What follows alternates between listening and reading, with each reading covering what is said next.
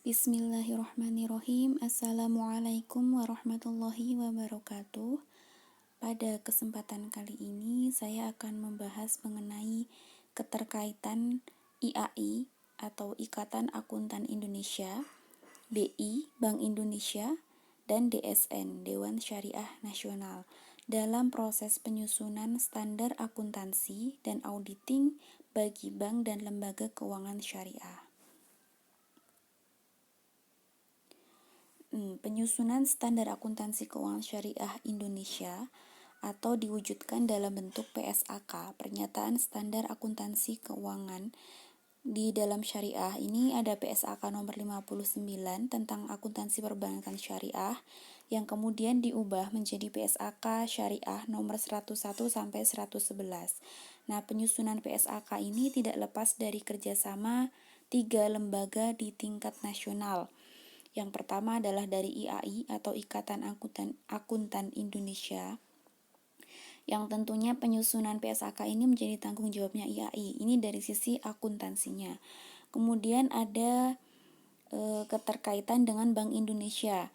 Nah, Bank Indonesia ini adalah lembaga yang membuat aturan atau mengatur mengenai perbankan di Indonesia. Kemudian juga ada keterkaitannya dengan Dewan Syariah Nasional atau DSN yang merupakan perwakilan dari MUI yang akan melihat mengenai kesyariahannya dari PSAK yang disusun ini. Nah, kita masuk ke lembaga yang pertama, yaitu Ikatan Akuntansi Indonesia atau IAI. IAI ini sebagai lembaga yang berwenang dalam menetapkan standar akuntansi keuangan dan audit bagi berbagai industri.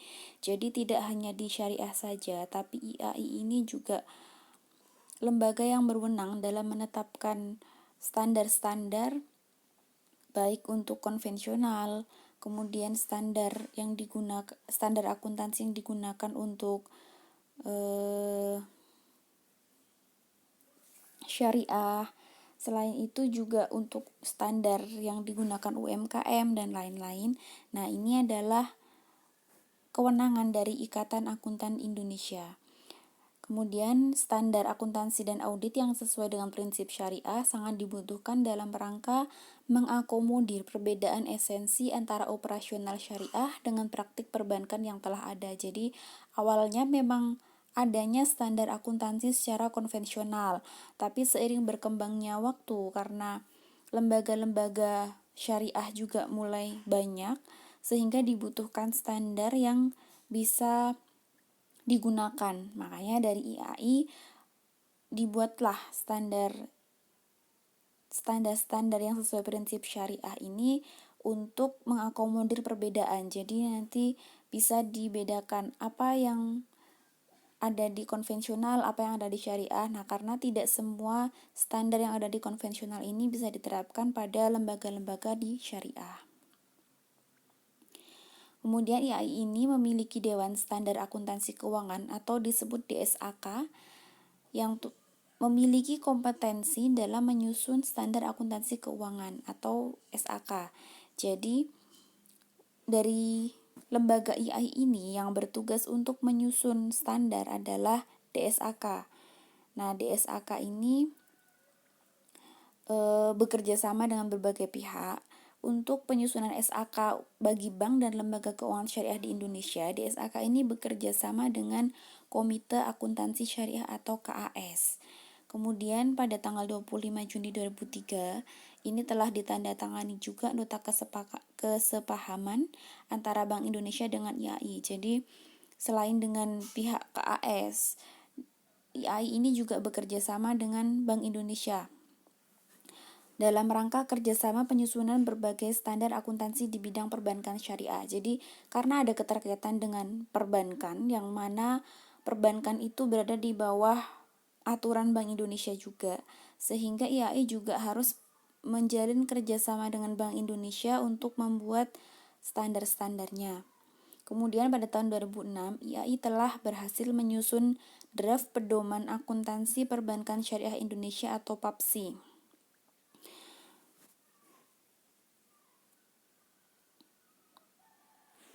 Oh iya, sebelum lanjut, dari draft pedoman PAPSI ini yang nantinya dikembangkan untuk menjadi PSAK-PSAK dari PSAK 101 sampai yang saat ini sudah mencapai PSAK 111.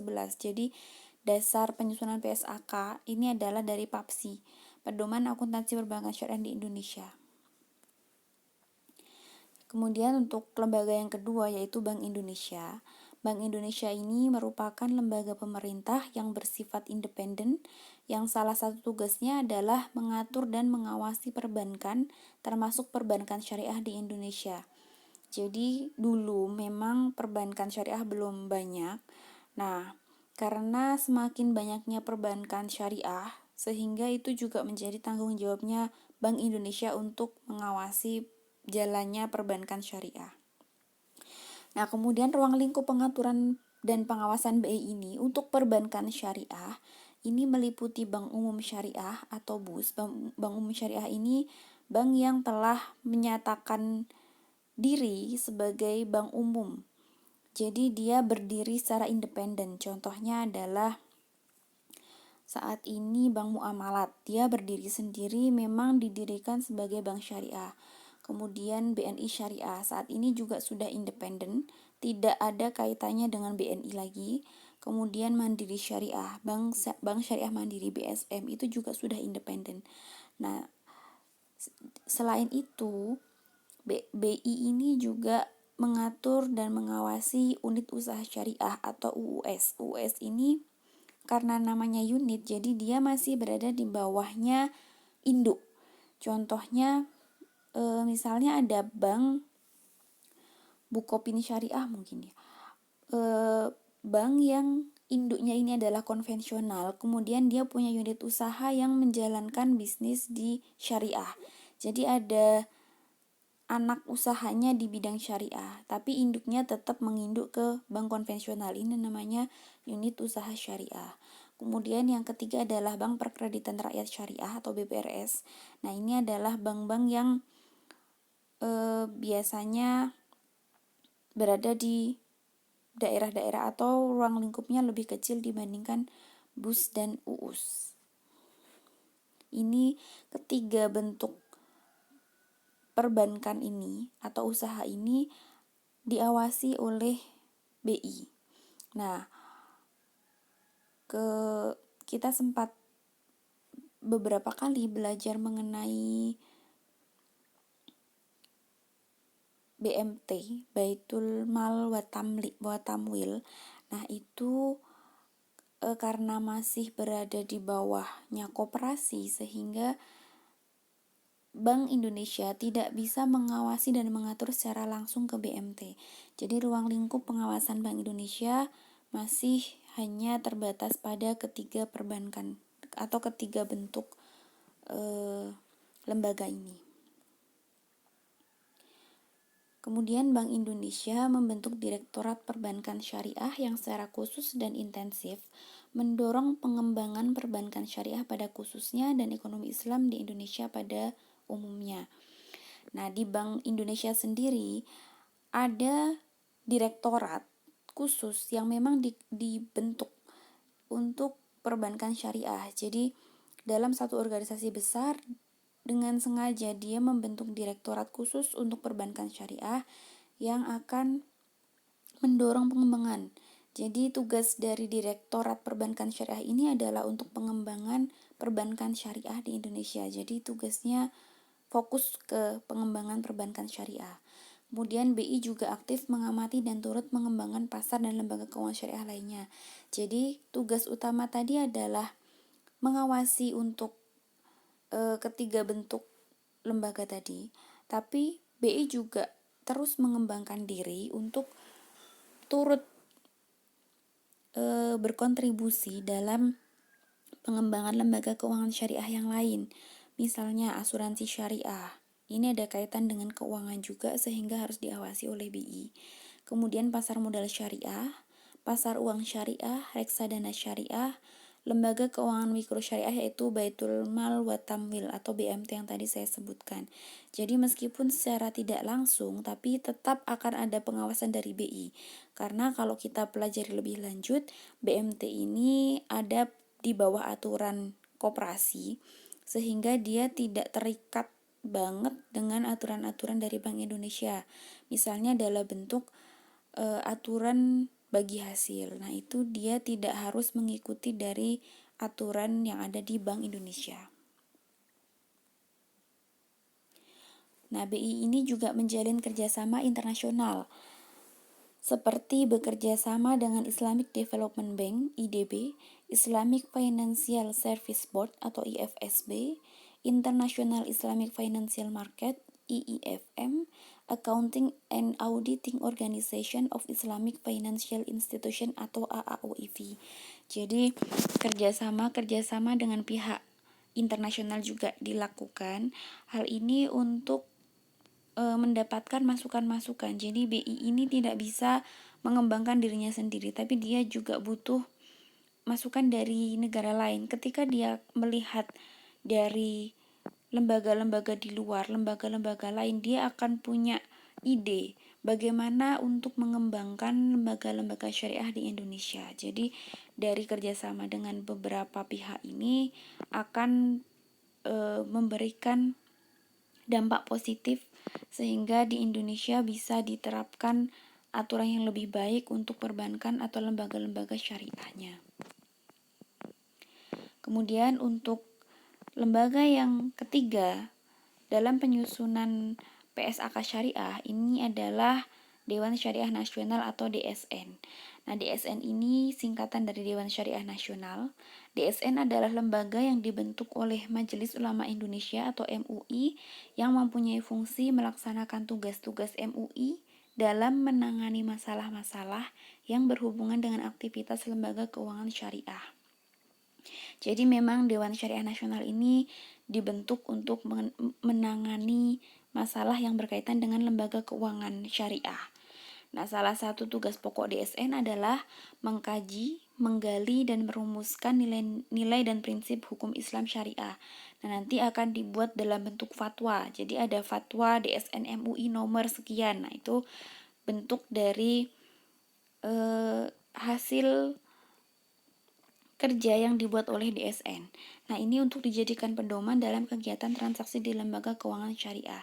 Jadi, fatwa-fatwa yang dibentuk ini akan dijadikan dasar atau pedoman untuk kegiatan yang akan dilakukan oleh lembaga keuangan syariah di Indonesia. Kemudian Dewan Pengawas Syariah melakukan pengawasan terhadap penerapan prinsip syariah dalam sistem dan manajemen lembaga keuangan syariah. Jadi di bawahnya DSN ini ada DPS atau Dewan Pengawas Syariah. Nah, untuk struktur organisasinya DSN ini terdiri atas pengurus pleno, ini ada 56 orang, 56 anggota, dan badan pelaksana harian yaitu terdiri dari 17 anggota. Nah, rapat pleno terdiri atas semua pengurus DSN MUI dan membahas serta menetapkan fatwa tentang produk LKS. Nah, hingga saat ini atau hingga buku ini dituliskan, ini ada 61 fatwa DSN MUI serta masalah-masalah yang bersifat kebijakan DSN. Kemudian untuk rapat Badan Pelaksana Harian atau BPH, ini terdiri atas BPH DSN MUI, jadi khusus untuk rapatnya Badan Pelaksana Harian saja.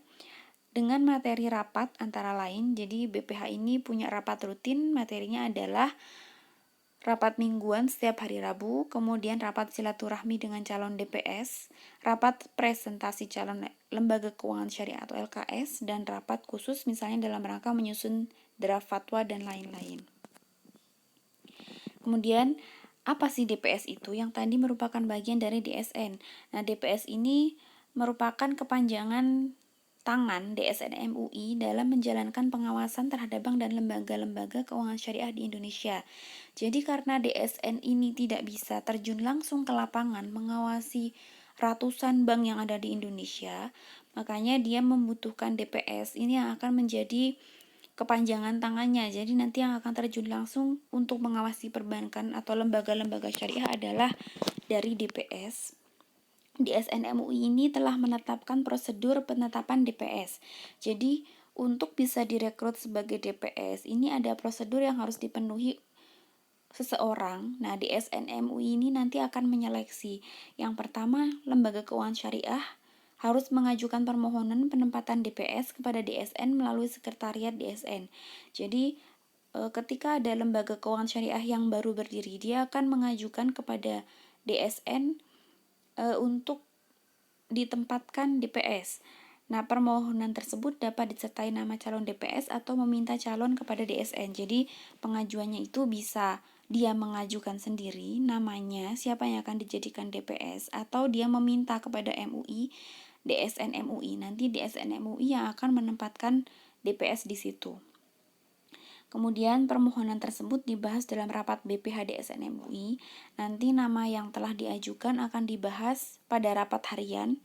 Nah, apabila diperlukan, diadakan silaturahim antara BPH DSN MUI dengan calon DPS untuk mengenal lebih jauh kepribadian dan kepantasannya. Nah, karena DPS ini adalah kepanjangan tangannya DSN MUI, jadi DSN MUI juga harus mengenal dan harus percaya dulu kepada calon DPS ini. Apakah dia layak untuk ditempatkan menjadi DPS pada lembaga keuangan syariah. Kemudian hasil rapat BPH dilaporkan kepada pimpinan DSN MUI. Nah, nanti pimpinan DSN MUI yang akan menetapkan nama-nama yang diangkat sebagai DPS. Kemudian kedudukan DPS pada lembaga keuangan syariah. Nanti DPS yang ditunjuk memiliki tugas yaitu mengawasi kegiatan usaha lembaga keuangan syariah agar sesuai dengan ketentuan dan prinsip syariah yang telah difatwakan oleh DSN.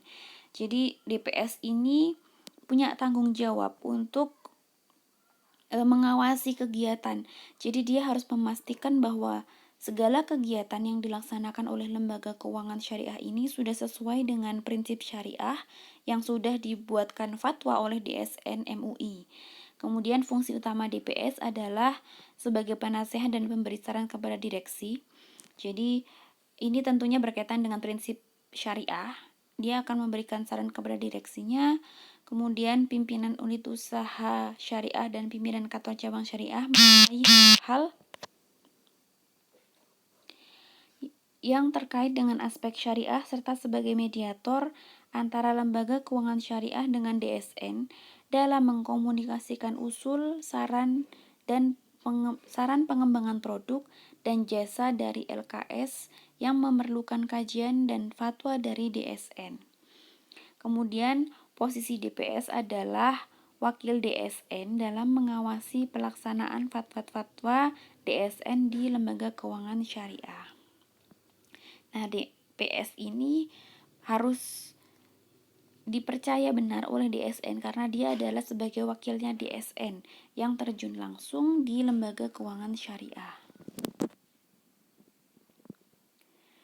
Nah, terima kasih atas perhatiannya. Kurang lebihnya saya mohon maaf. Wassalamualaikum warahmatullahi wabarakatuh.